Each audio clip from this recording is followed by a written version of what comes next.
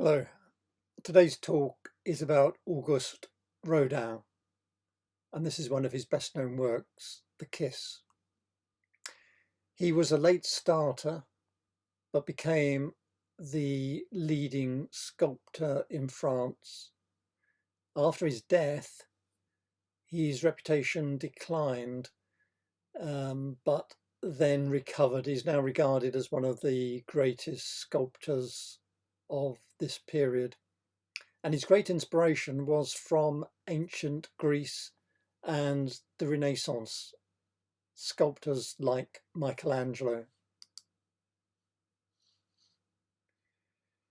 Now, during his lifetime, he was compared to Pheidias, the ancient Greek sculptor, and to the Renaissance sculptor Michelangelo. In the 3 decades following his death, as I said, his popularity waned, but since the 1950s, his reputation has ascended and is now regarded as one of the most important sculptors of the modern era. And there's a lot of scholarly work been produced on his work. The influence of ancient Greece was a lifetime obsession. His journey through sculpture was inspired by and energized by the ancient Greek work. For Rodin, Pheidias was sculpture, together with Michelangelo, and both were his lifelong masters. Here's an example of work, probably by the workshop of Pheidias, from the Parthenon. This is Hercules, Michelangelo's Dying Slave, and Eve by Rodin. In fact, he started work on a much larger version of Eve, but he stopped when he realized his model, probably Adele Abruzzi, was pregnant. This work was first exhibited to the public in 1899.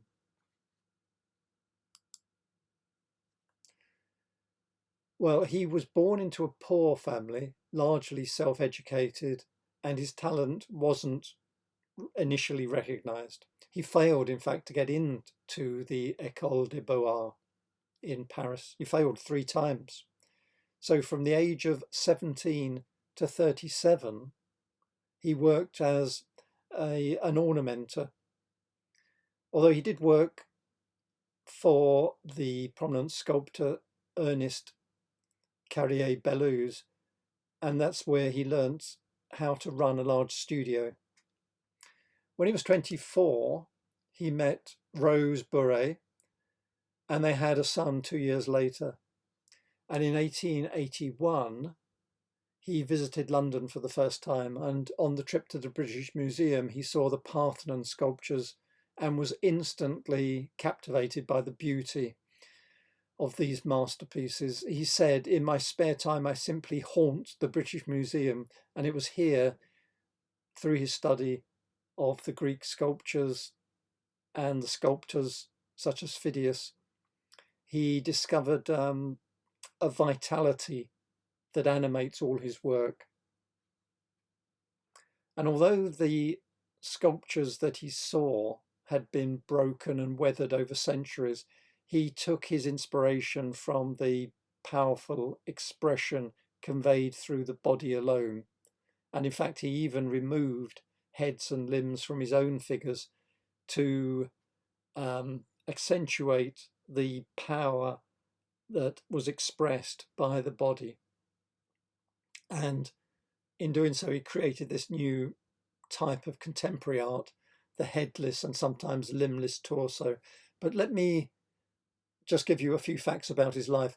He never carved in marble. He did sometimes pose for the camera with hammer and chisel, but his practice was to model in clay, sometimes plaster, so that others could carve in marble or cast in bronze. The other thing about him is that he had many lovers. He had a lot of personal charm, and when he became famous, attracted many female admirers. In 1883, when he was 43, he met the 18-year-old Camille Claudel, and they formed a passionate but stormy relationship. She was the model for many of Rodin's figures, but she was also a talented sculptor in her own right, and the two influenced each other. She worked in his studio for many years and assisted him with his commissions. And she, in fact, later accused him of stealing her ideas or even of plotting to kill her. She also destroyed much of her own work at this time, so it's difficult to make a judgment. She was thought at the time to be suffering from mental illness and was in fact admitted to a psychiatric hospital where she spent the rest of her life. He became known, because his studio and house was in Meudon, he became known as the Sultan of Meudon and was besieged by young women who wrote begging to become his model, his mistress, his muse. And he was in the habit of surrounding himself with naked models who were encouraged to adopt uninhibited poses. He produced some 7,000 drawings of these nude young women, often showing two or more embracing or masturbating. In 1904, the Welsh artist Gwen John began to model for Rodin when she was 28 years old and became his lover. And their relationship lasted 10 years, but her passion was overwhelming. She wrote him over 1,000 letters, and he had to distance himself from her. They had a long relationship, and he had a relationship, as I said, with his seamstress Rose Bure, which began much earlier in 1864, and they had a child together. They eventually married 2 weeks before her death in 1917, and he died later that year. So it wasn't until he was 40 that he received his first major commission, this one, The Gates of Hell. His work was often controversial. In fact, for example, this sculpture, The Age of Bronze, was so lifelike that he was accused of having cast the work directly from a living model. And he in fact made his next sculptures deliberately larger than life to avoid these accusations. That's not all. When a marble version of the Kiss was commissioned and went on display in Lewes Town Hall in 1913, it caused so many objections it had to be surrounded by a railing and then draped with a sheet because of what was described as its pagan sexuality. His most famous sculptures didn't start out as individual pieces. In fact, the Kiss and the Thinker, shown here, are both amongst his most famous pieces, but they were originally here, small figures created to sit on this monumental gate, the Gates of Hell, which he produced in marble. It was never actually completed and installed as a gate.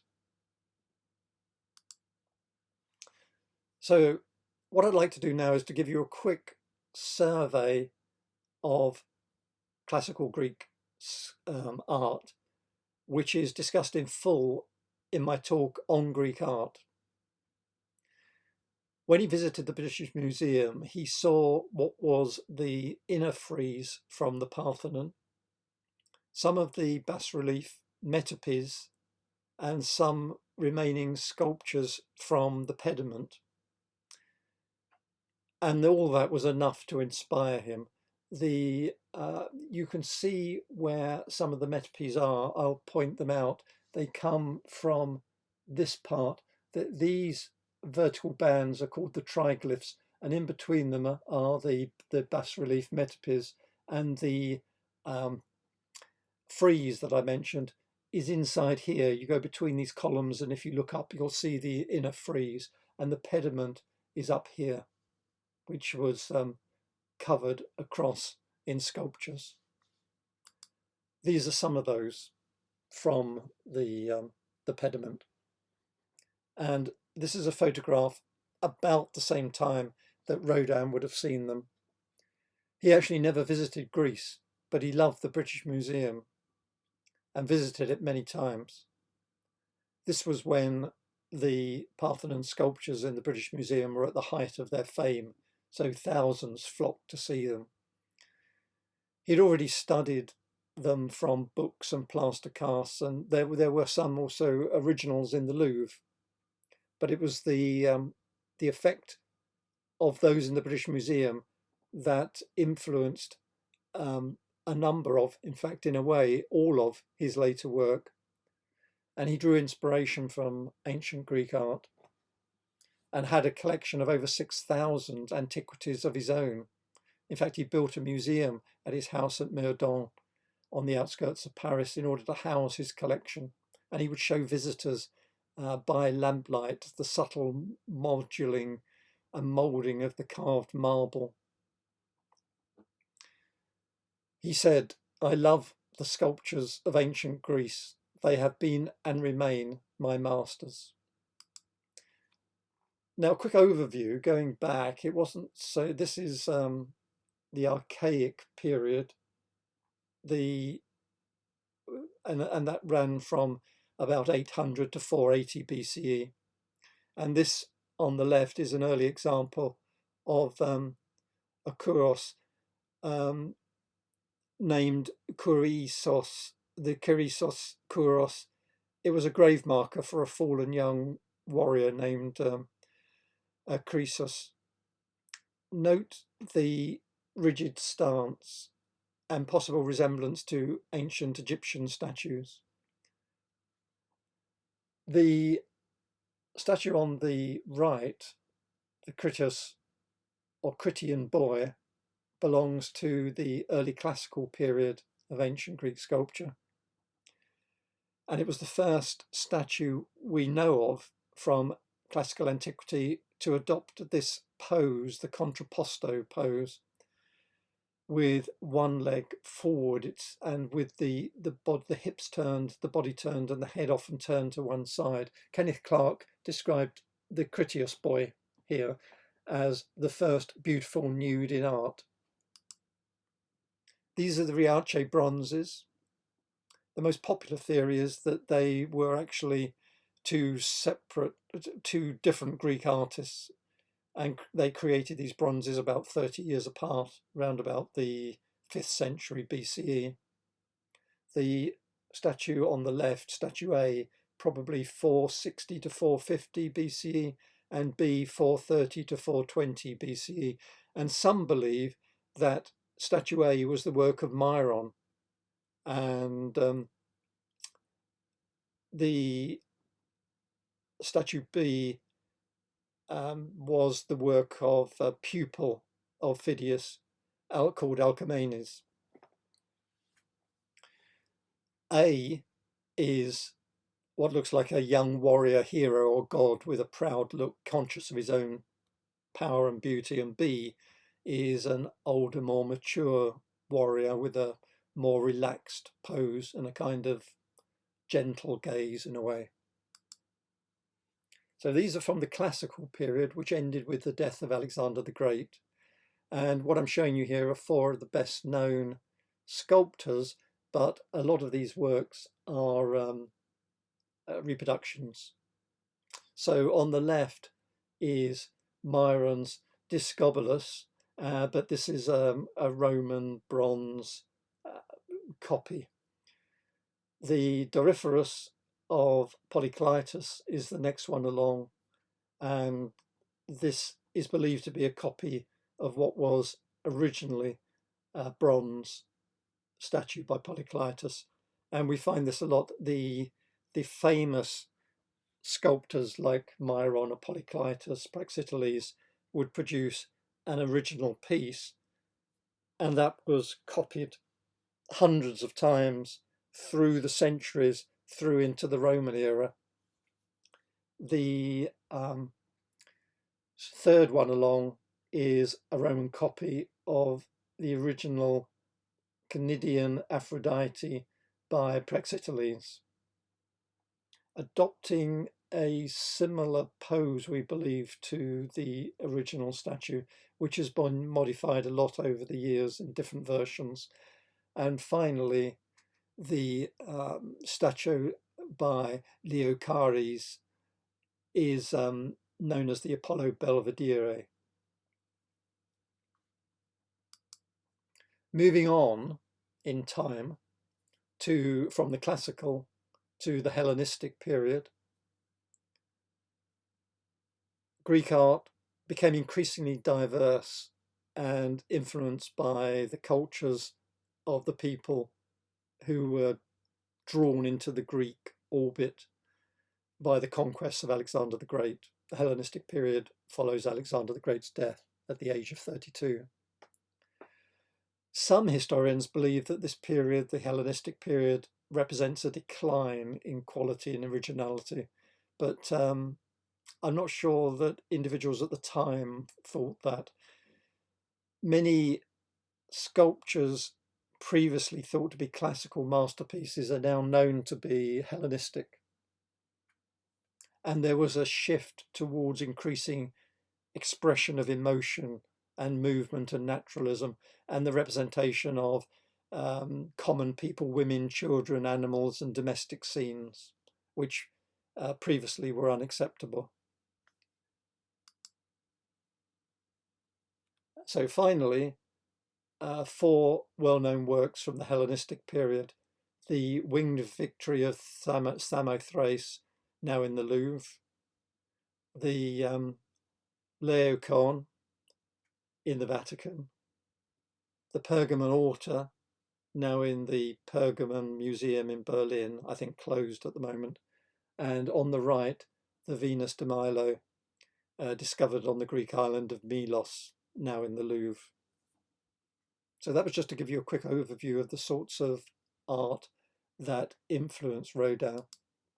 And this is one of Rodin's earliest works. He was experimenting with the conventions of sculpture in this 1863 work.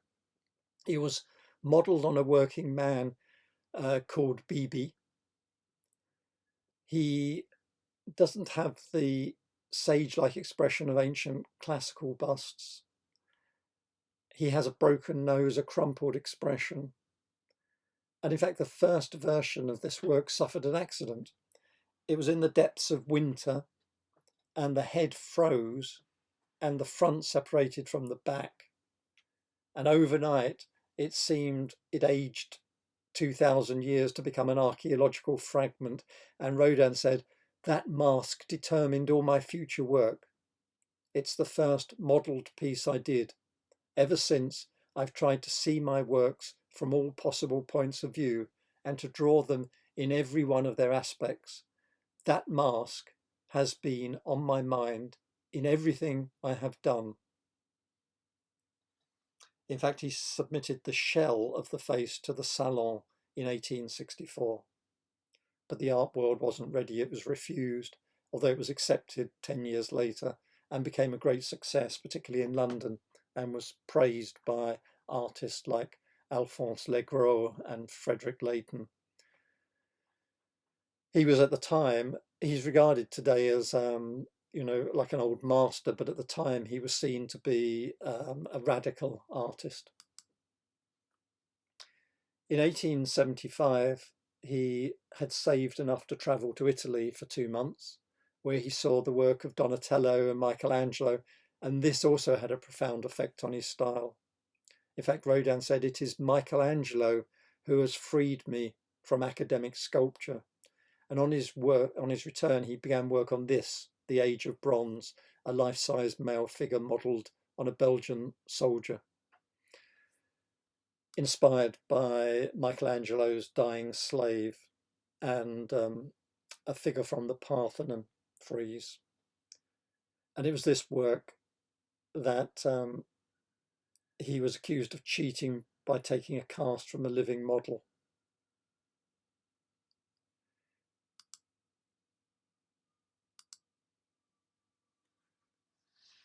this is one of the works that inspired him. He said, "I love the sculptures of ancient Greece. They have been and remain my masters. They are, above all, sincere. The Greeks searched for this sincerity in nature, and through hard work they found it."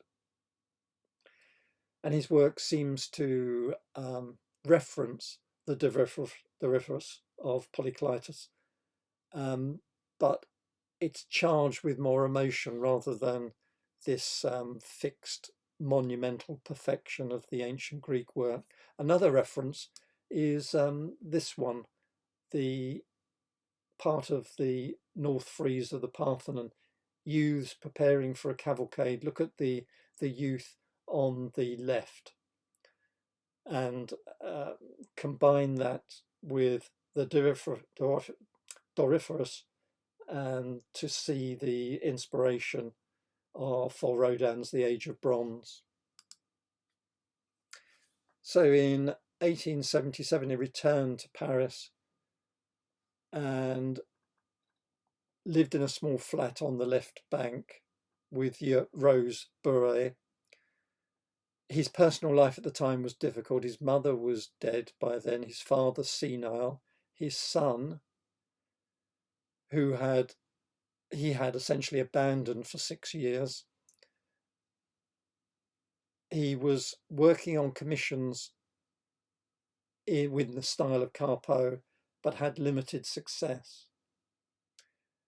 And on his own time, he worked on this, St. John the Baptist preaching, which was exhibited in 1880 in the Paris Salon. And despite being criticised and dismissed by some critics, it won third prize, and he was 39 then. And the following year, he started work at the Sèvres porcelain factory as a designer, where his work was appreciated, and he began to be invited to Paris salons. And through the contacts he made at the Paris Salon, he was recommended to government ministers. And in 1880, he won a commission to produce a portal for a planned museum of decorative art, which resulted in this, Gates of Hell. It occupied him for some 40 years, but it was never built. And essentially, he worked on it for the rest of his life. The version on the left is in the Musée d'Orsay and is the original plaster model. And after his death, 7 bronze casts were produced, now located around the world, including this one in Zurich. It depicts scenes from Dante's Inferno, and his vision was to recreate the experience of hell as described by Dante, particularly his warning, "Abandon every hope who enter here."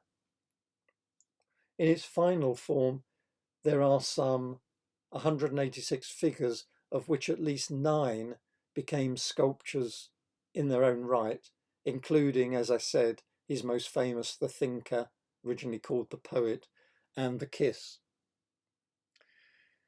And with this commission, the commission came with a free studio. So Rodin at this time gained a new level of artistic freedom, and soon he stopped working at the porcelain factory, and his income came from then on from private commissions.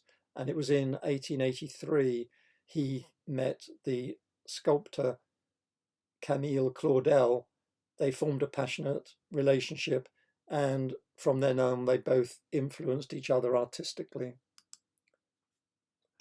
The following year, 1884, he won a commission to create a historic monument for the town of Calais, the burghers of Calais.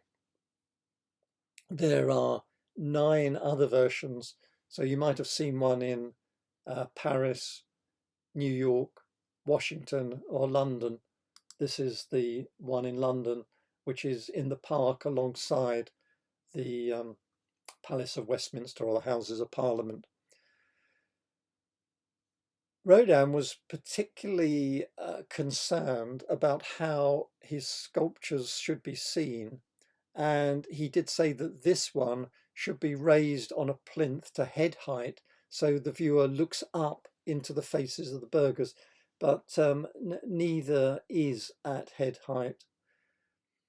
The statue commemorates 6 citizens of Calais who offered themselves as hostages to Edward III after he had vainly besieged their town for nearly a year in 1347, and it said their lives were spared on the intercession of Edward's Queen Philippa of Hainault.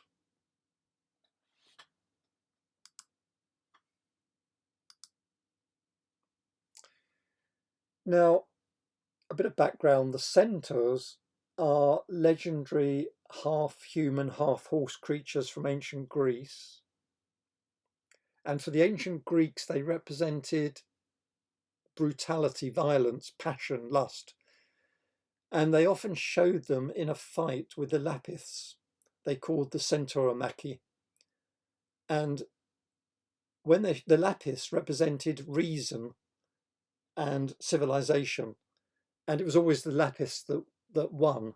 So that was the theme, the victory of reason over passion.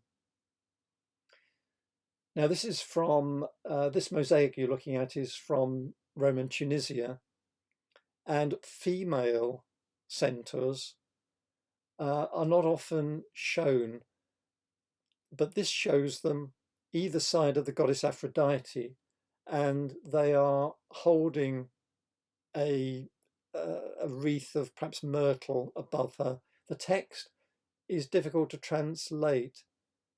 Polystephanos was a Greek writer of books that describe miraculous stories and unbelievable things. Archaeus is the life force, and rationis est is the reason. So make of that what you will. Now, the link to Rodin is that in 1887 he produced this statue of a female centaur, the centauress. The female centaurs are not mentioned in early Greek literature and art, but they do, as you see here, appear occasionally in later antiquity. And Rodin may be referencing the centauress in Ovid's Metamorphosis, who committed suicide on hearing the death of her husband in the fight against the lapiths. The most common theory regarding the idea of centaurs, how they arose, came from the first reaction, it's thought, of non-riding cultures such as the Minoans to nomads who were mounted on horseback. But that's just a theory. We don't know how the idea of the centaur arose. This unabashedly erotic partial figure on the right was inspired by Rodin's interest in dance. The represented as Iris, the messenger of the gods, in mid-flight, rendered weightless through this acrobatic pose. The is perhaps on a mission to convince us that sculpture should be vigorous. And too much sculpture, I think, before and after Rodin seems monumentally lifeless. And it was Rodin who was able to create these poses that project energy, vitality, and movement, and eroticism, tempered perhaps by the headless body and the removal of one arm. Now, Rodin removed heads and arms, even though, of course, they were originally present in ancient Greek sculptures, in order to capture the essence of the human form and emotion without the distraction of a complete figure with a head, with inevitably an expression. Also, I should mention at this point that the ancient Greeks, of course, painted all their works in bright colours, and Rodin was even less inclined to emulate this. He wasn't trying to mimic ancient Greek work, but he was inspired by it to create the beauty that resides within the human form.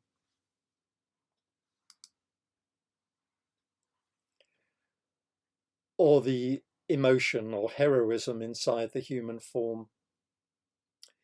This work he produced in memory of the French novelist Honoré Balzac, and it portrays the writer's persona rather than a physical likeness, which is, I show here, this is what Balzac looked like. It was commissioned in 1891.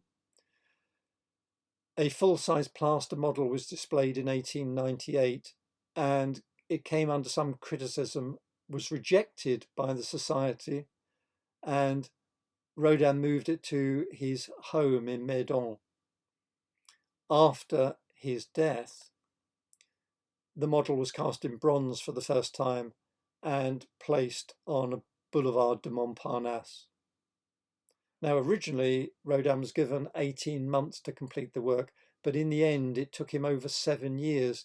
He read all of Balzac's novels, travelled many times to his hometown, had clothes made by his tailor, used a cloak similar to Balzac's writing cloak for the final statue. And because of the delay, the Society threatened legal action and threatened to give the commission to another artist. But Rodin continued to ask for more time.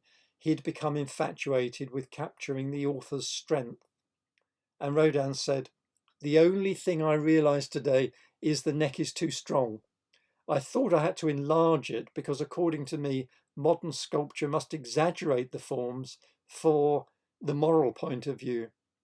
Although the exaggerated neck I wanted to represent strength, I realised the execution exceeded the idea."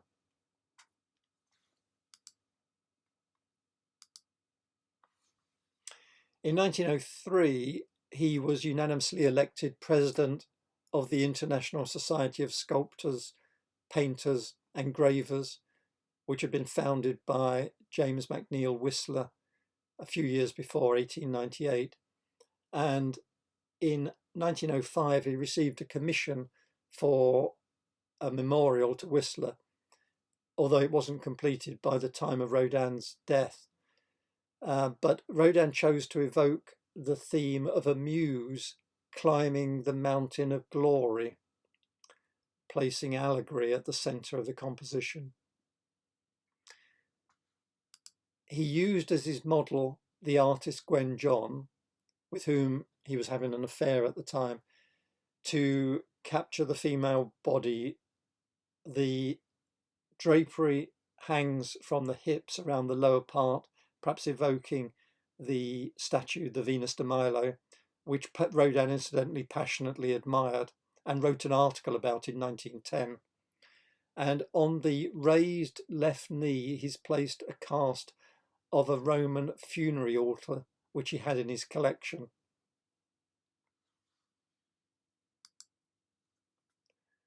This is now known as Thinker. It was, as I said, originally much smaller and was from the gates of hell. And originally it was entitled The Poet and represented Dante, who was author of the Divine Comedy that inspired the gates of hell. He's leaning forward, as originally created on the gates, he's leaning forward to observe the circles of hell while meditating on his work. The Thinker was therefore initially both a tortured body, almost a damned soul, and a free-thinking man. The pose owes a lot to this figure, Jean-Baptiste Carpeaux, Ugolino and his Sons, produced in 1865-67, and also to the much earlier, 1526, to this figure, Michelangelo's Lorenzo de' Medici. While remaining in place on the gates of hell, it was exhibited individually and became an independent work, which was then enlarged in 1904 to this colossal version, which proved even more popular and became seen as the image of a man lost in thought. The body suggesting, with its muscles, a great capacity for action, and it became one of the most celebrated sculptures of the modern times. Numerous casts exist worldwide, including one now in the garden of the Musée Rodin, a gift to the city of Paris. And there's another in his house at Meudon. It's usually bronze and on a stone pedestal. There's about 28 full-sized castings, not all made in Rodin's lifetime. The Kiss proved a hit with the public at once and was quickly copied in bronze. And there are more than, well, the number's difficult to estimate, more than 300 casts had appeared by 1917, although I believe only, I think the first 10 are recognised as official casts.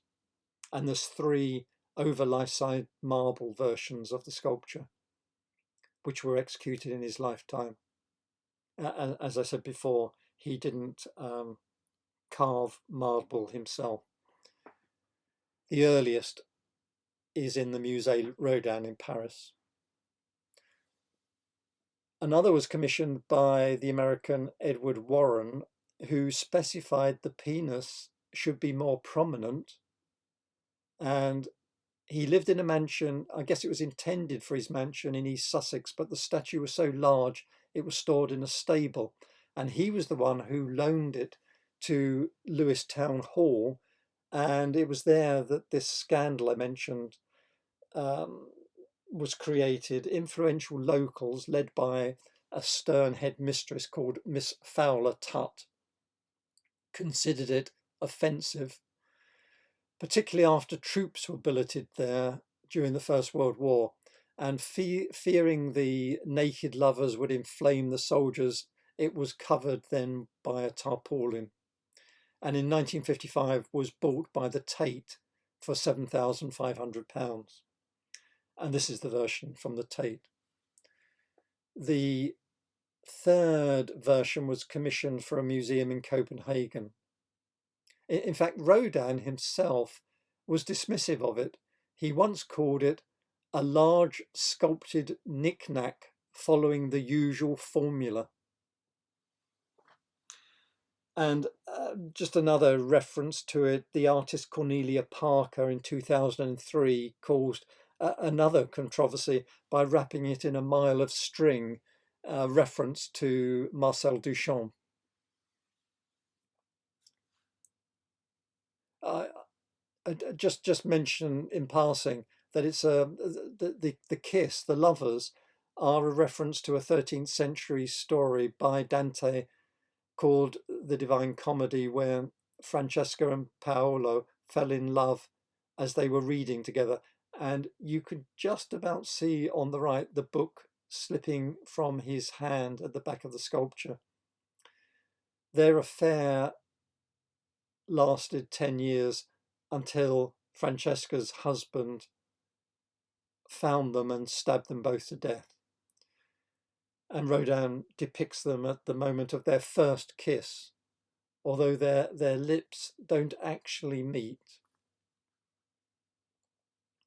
When it was shown at the 1893 World Exposition in Chicago, it was considered unsuitable for general display and put in a room with admission by personal application.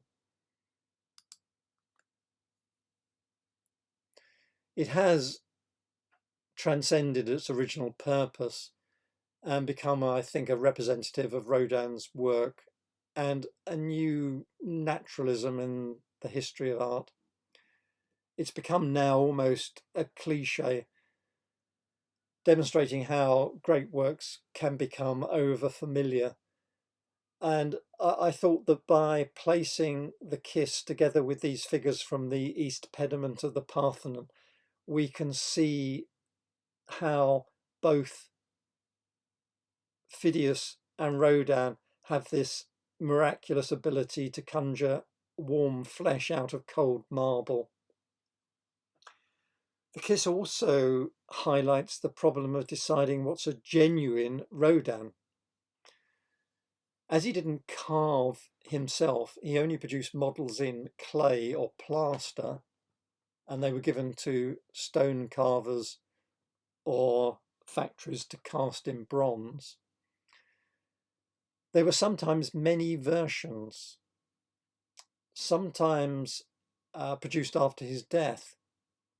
So deciding what's an authentic Rodin is in many ways an impossible question, as if it's marble or bronze, in a sense there are none if we mean carved by his own hand.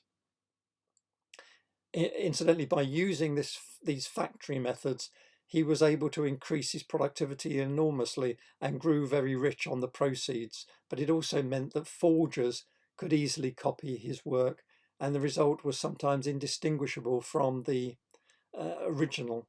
There are therefore many fake Rodins in the market.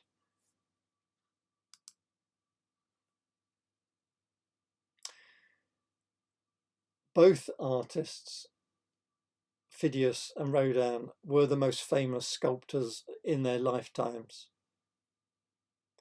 And despite living centuries, in fact millennia, apart, Rodin wrote and spoke as if he knew Pheidias personally.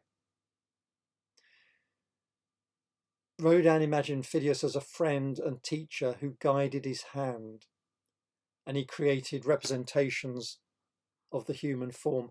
He said, "No artist will ever surpass Pheidias, the greatest of the sculptors, who appeared at the time when the entire human dream could be contained in the pediment of a temple." And like Pheidias, Rodin didn't personally carve everything. Pheidias had a workshop that did the carving. He did, as I said, Rodin did sometimes pose with hammer and chisel, but the figures were produced by others. This is a goddess on the left from the east pediment of the Parthenon, alongside Rodin's walking man, also headless and armless. The walking man, we can see how radical Rodin was, lopping off the head of his own sculpture in order to focus on the movement and strength and vitality of the body itself. Rodin is unique perhaps in the history of art in his determination to bridge the gap between the past and the present. What mattered for him in his own work was the expressive power of the body, and he was inspired by the works he found produced by the sculptors of ancient Greece and the Renaissance, like Michelangelo. I began with one of his best known works, The Kiss, and I end with another, The Thinker. Some believe that The Thinker is a depiction of Dante. Others believe he sculpted it as a self-portrait